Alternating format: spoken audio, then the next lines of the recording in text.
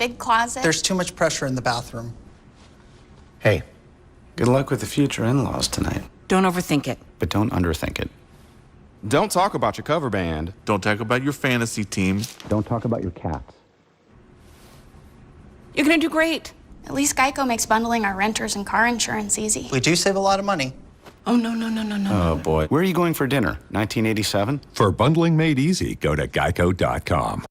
Allie, thanks for helping us out again. We love having you here. You know that. It was so fun to be here, Kevin. And by the way, do not forget Sweet Revenge, a Hannah Swenson mystery. It's Sunday on Hallmark Movies and Mysteries. And we're going to leave you with the return of Star Trek Lower Decks. Season 2 starts a week from today on Paramount Plus. Yep. And Matt Cohen found out Jerry O'Connell's a little intimidated by the Trekkies. Take care. See y'all. Happening now. A single mom in the hospital with COVID-19. Why she chose not to get vaccinated and what she's learned since this life-changing experience. The sudden escalation to the death of a police officer, that's unusual. A psychiatrist and a poverty expert testifying on Otis McKane's past and present. Where the trial goes next. A roundup of how much rain fell and where, rain chances going forward, how hot it'll be this weekend, coming right up. The News at 5 starts right now. And first at 5, the Bexar County Sheriff's Office on a murder case looking for this man, 37-year-old Fernando Rojas. He also goes by the name of Beans and is considered a person of interest in the shooting death of 28-year-old Serena K. Bain. She died yesterday after she was shot in the abdomen in the 10,000 block of South Loop 1604 East. That's near Elmendorf. Sheriff Javier Salazar says there was some sort of disturbance there. Bain died at the scene. 2 men were injured, including a man who was shot in the eye and is in critical condition.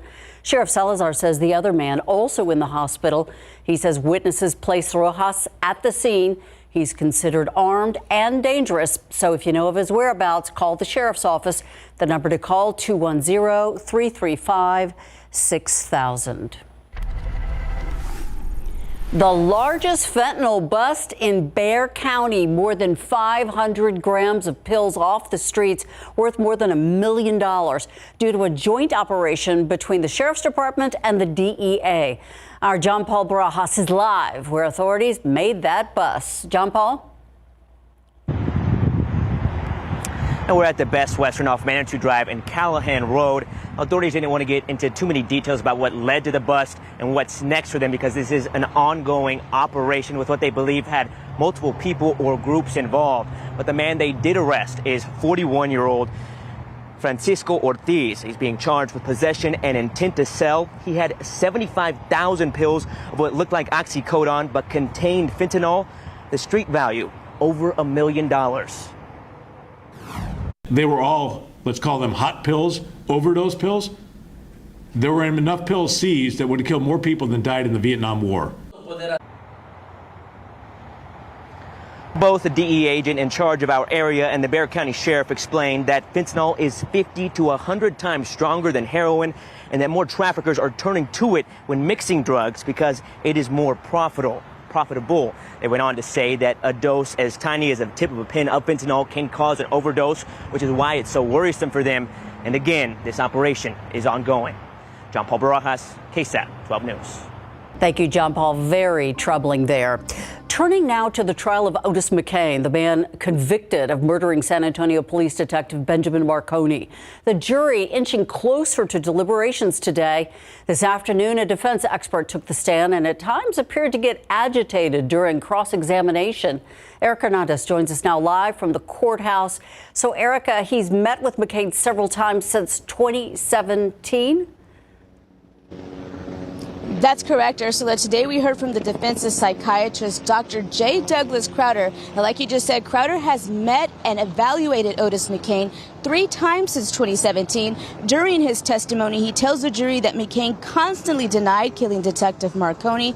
Dr. Crowder concluded McKane had moments of psychosis that he believes were caused by the effects of substance abuse. He also didn't believe McKane would be a future danger to society. But in cross-examination, the prosecution questioned and challenged his assessment. This is more than bad acts. This is a threat to kill somebody. Yes. Really would have been important for you to know every detail about that incident, don't you think? If you're wanting to stair-step that into he must be a future danger because he threatened something awful that no one would like, yeah, I agree with that. That's upsetting, but it's not a prediction of future danger. Now, the defense rested after this testimony, as did the state. Now, tomorrow morning at 9 o'clock, court resumes with closing arguments, and then the jury begins deliberating. Remember, you can watch all of this live on KSAT.com. Reporting live for the Cadena Reeves Justice Center, Erica Hernandez, KSAT 12 News. Thank you, Erica. Among the growing number of unvaccinated at University Hospital, a single mother in her 30s who needs oxygen now to breathe. A customer service rep at a solar company, Monique Chavez, lived now to regret not being vaccinated. It's why she wanted to share her story, to spare others of what she's going through and hopefully save some lives, too.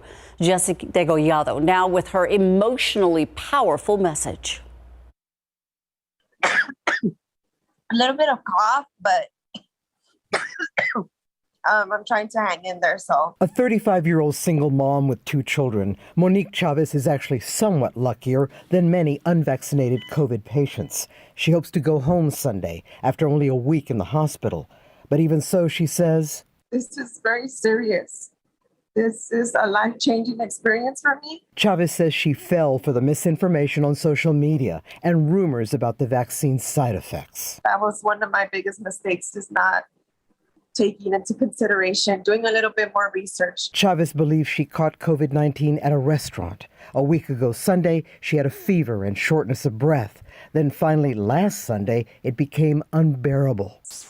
And I knew at that point that I had to call 911 because my life was at risk at that moment. Her first thought, she says, my kids, my 13 and my 15-year-old, and I would hate for them not to be able to not see their mother again. They risked losing her, she says, because their mother didn't want to get vaccinated.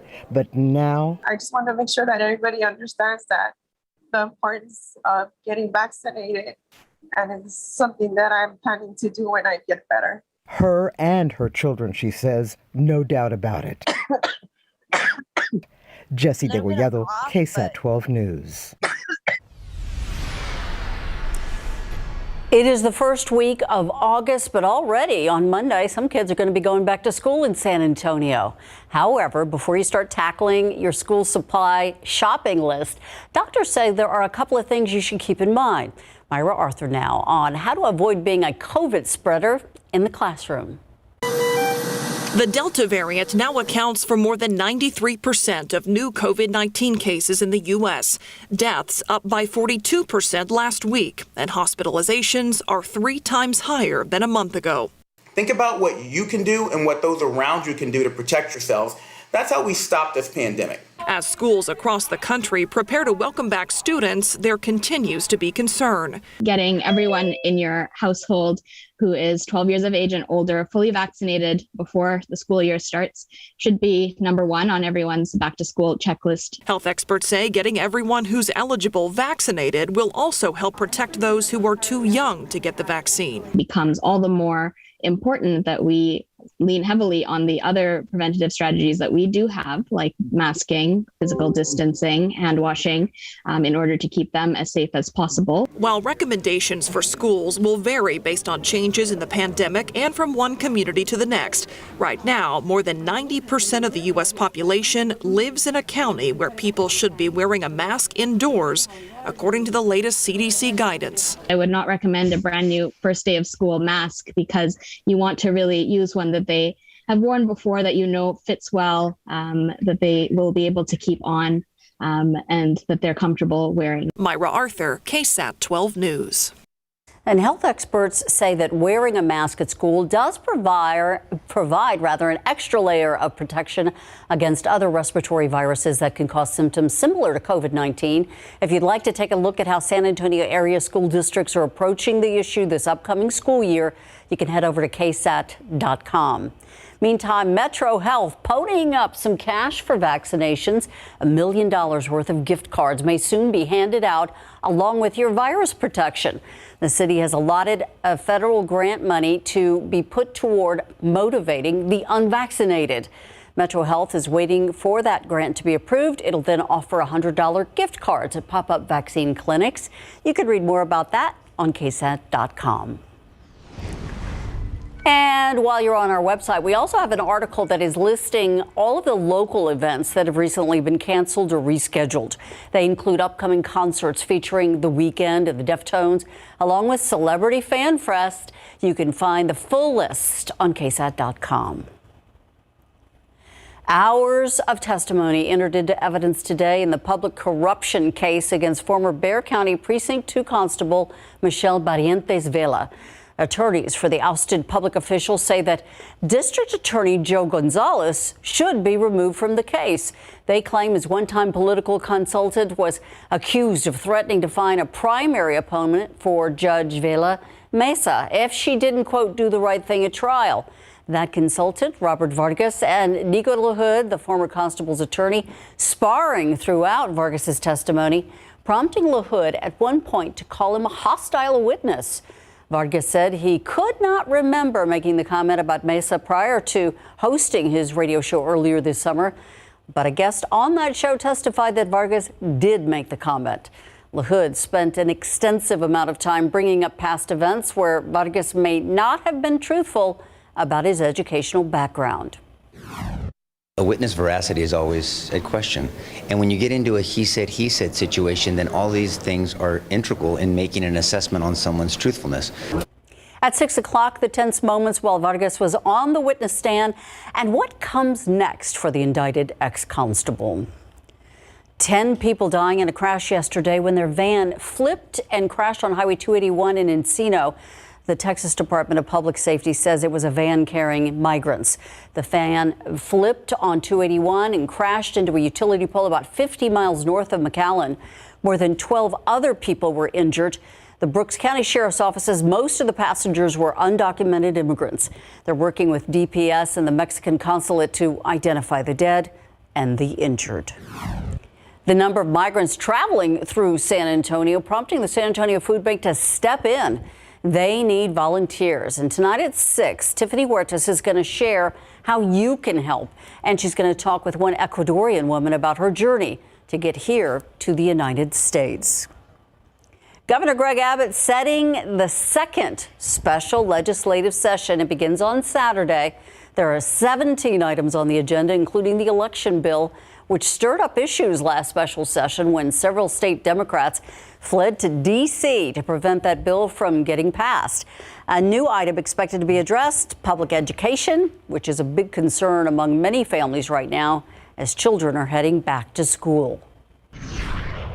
Doesn't look or feel like a typical August day around here. 87 degrees, the high temperature officially at the airport. That's 10 degrees below average for this time of year. The record high, 104, set back in 1951. That just gives you an idea of the potential. And of course, we had that rainfall earlier this morning, a lingering cloud cover, which has really kept our temperatures down and well below average. Leon Springs, Roland's backyard, about 2/3 of an inch. Seguin, Helen's backyard, about 1/3 of an inch. But look at this. You get to Lavernia, just a couple miles south, and over 2 inches of rainfall there. We're going to talk about how much rain fell, where, take a look at some of the estimates, rain chances the next few days, and weekend heat coming up.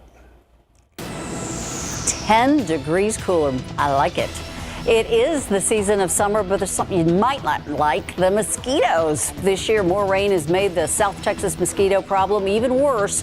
But there's a product out there that promises a new way of relief, and we're going to put it to the test next.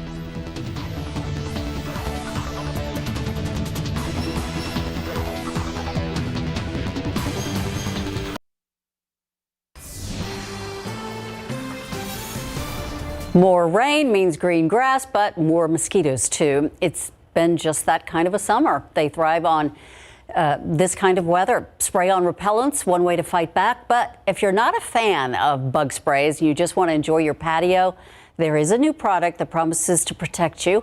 It's called Thermacell Patio Shield. But does it work? 12 News Side's Marilyn Moritz finds out. They're annoying and they're everywhere, blood-sucking mosquitoes. So what do you do if you just want to enjoy your patio? Bug expert Mark Vanderwerp says first, don't invite them. Get rid of standing water. When you're talking mosquitoes, the best thing you can do is limit the places where they can reproduce. Citronella candles don't have a whole lot of potency to them. So there is some effect, but to really kind of have deck-wide coverage, I mean, you would have to start a small fire of citronella candles. So what about this product? What if you could stop them in flight before they can bother you? Introducing Thermacell Patio Shield. The Thermacell Patio Shield promises to create a 15-foot zone of protection.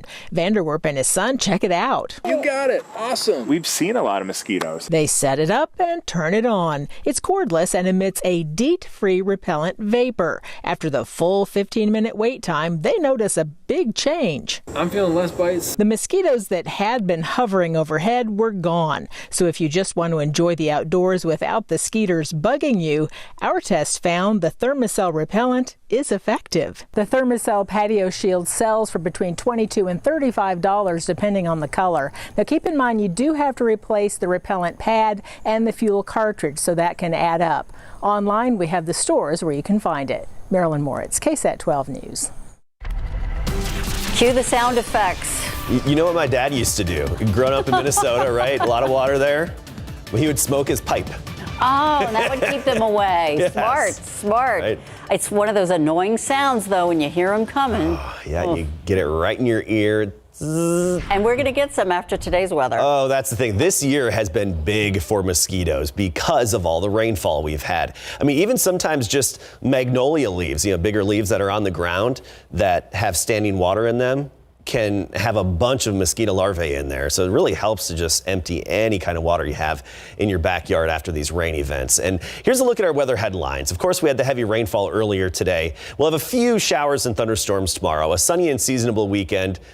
New drought monitor is in. I know we've been drought free around here, but this is better for the state of Texas as a whole. I love starting with good news. Let's get right to it. We're still obviously in great shape, especially after the maintenance rain that we had this morning. Only 1% of the state is considered in drought. That's it. And that's down near Big Bend National Park. We're talking south of Marathon, far west Texas there. 3 months ago, 45% of the state was in drought. So this is good maintenance rain. The aquifer recharge zone got a little splash of water, but the heaviest action was basically in the southern half of Bexar County and then southwest of town, especially down closer to Zavala County and even Dimmitt County as well. Unfortunately, we don't have any accessible rain gauges in this area, so I don't have any actual physical measurements, just rainfall estimates of over 4 to 5 inches down there. Elsewhere, look at this, Devine just under an inch, Somerset about 3 inches measured, Sabinal just over 2 inches measured, Smiley 1.59, and Sutherland Springs 1.6. Now we're starting to see the sky clear out a bit. These remnant clouds from the morning showers and storms really helped shade us today, so temperatures are well below average. We'll get to them in a minute. And this cloud cover is starting to dissipate, but we still have showers and storms between Laredo and Corpus Christi closer to the frontal boundary that is still draped across South Texas. It's just south of us right now, and that's the firing line for the showers and storms. But you notice some activity farther north of us earlier today as well. That's a result of this dip in the upper level flow in North Texas, and then also another little swirl that's closer to us that gave us the vast majority of our rain. So a little bit of upper level support out there today. That's heading out of town come tomorrow, and we still have some rain chances, but just a few pop-up isolated showers. We're giving it a 30% chance tomorrow. That might even be generous. Into next week, I think we'll be dry. We just have to watch out for a few of those coastal showers developing, and every once in a while, one or two can creep their way closer to Floresville and sometimes Bexar County. 88. The temperature right now, dew point is 72, feels like 95. Looking across the state, we're mostly in the 80s. This just doesn't look like your typical August temperature map across the Lone Star State. I mean, El Paso 92 along with Dallas, but we're nowhere near triple digits. Brownsville 96.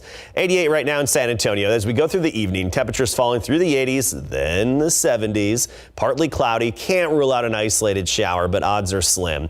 And a calm wind as well. Tomorrow, we start the day in the mid 70s.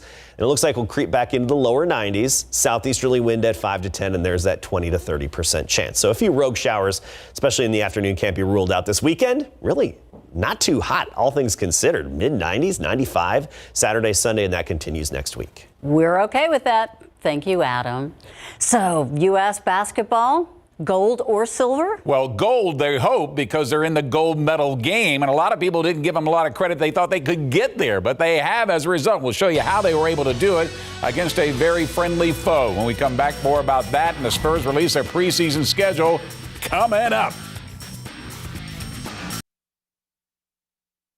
Team USA is headed to the gold medal game after they were able to knock off Patty Mills and the Australian national team in the semifinals of the 2020 Tokyo Olympics. But not before Australia got out to an 8-point lead in the first quarter, led by Patty Mills, who scored 15 points. That lead would expand to 15 in the second quarter until the Team USA staged their comeback in the third quarter, led by Kevin Durant with 23, Devin Booker with 20. The Americans went on a 15-2 run where Booker scored 8 of the Team USA's 15 points. They would hold on the lead from there and win it 97-78. It was great to see Pop and Patty hug at the end of the game, since Mills now plays for the Brooklyn Nets. San Antonio Spurs will tip off their 2021-2022 preseason October the 4th when they host the Utah Jazz. It'll be our first look at Rudy Gay in a Jazz uniform after he signed with Utah for 2 years, $12 million. He's now a teammate of Wagner alum Jordan Clarkson, who won the 6th Man of the Year award by playing for the Jazz. Here's a look at their schedule. 3 home games, 2 on the road. Starts with Utah on the 4th. The 6th of October be at Detroit, followed by Miami on the 8th, at Orlando on the 10th, and on the 15th, back home against Houston to wrap it up.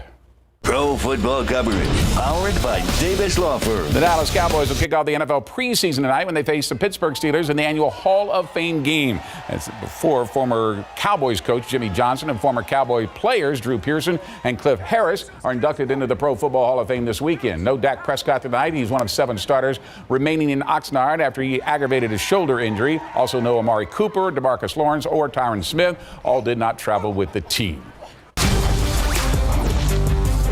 The Jordan Indians are ranked in the top 25 in State 3A Division I ratings, according to Dave Campbell's Football Magazine, and predicted to finish second in District 14 3A behind Poteet head coach Daryl Andrus. Welcomes back 11 starters, 6 on offense, 5 on defense, off a team that went 11-2, including undefeated in district at 6-0 all the way to the region semifinals. While the Indians will have to find a new quarterback, they do have running back Nick Cordova returning, along with wide receiver Luke Tapp. We lost a couple guys, and it's a new day every day. You got to stay persistent, humble. Anything can happen. You just got to stay humble and play hard. Experience is a lot of things. It does a lot.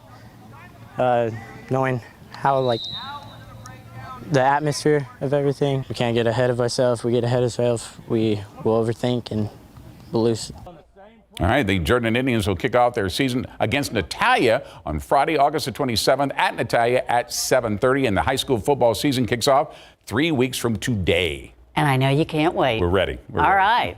We'll be watching. We'll be right back.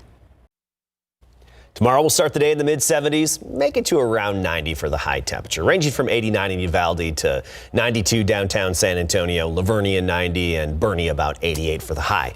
Tomorrow we can't rule out a few stray showers, sunny and dry this weekend. High temperatures, mid-90s, that's it. Looks great. Thank you so much. And thank you for watching the News at 5 with us. World News is next.